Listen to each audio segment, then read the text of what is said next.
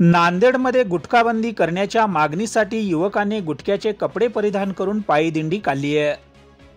नांदेड जिल्ह्यातल्या देगलूर तालुक्याला कर्नाटक, तेलंगणा अशा दोन राज्याच्या सीमा लागून आहेत। या राज्यामधून मोठ्या प्रमाणात गुटख्याची आवक केली जाते। यामुळे देगलूर तालुक्यात व जिल्हाभरात मोठ्या प्रमाणात गुटख्याची विक्री केली जात आहे। तरुण मुलं गुटख्याच्या व्यसनाकडे वळतानाचे विदारक चित्र सध्या सर्वत्र पाहायला मिळत आहे। याचे मोठे परिणाम शरीरावर होत असून अनेकांनी आपले प्राणही गमावले आहेत।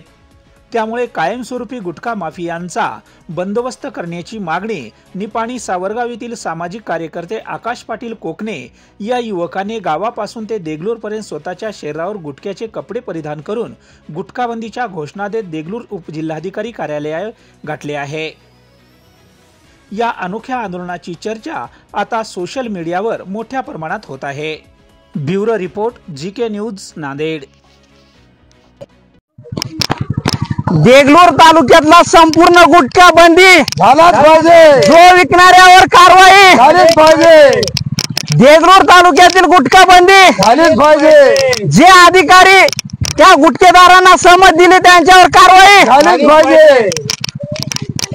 तुम्ही पाहत आहात महाराष्ट्राच्या कुशीतलं जीके न्यूज मराठी, सात जनतेची, भूमी महाराष्ट्राची।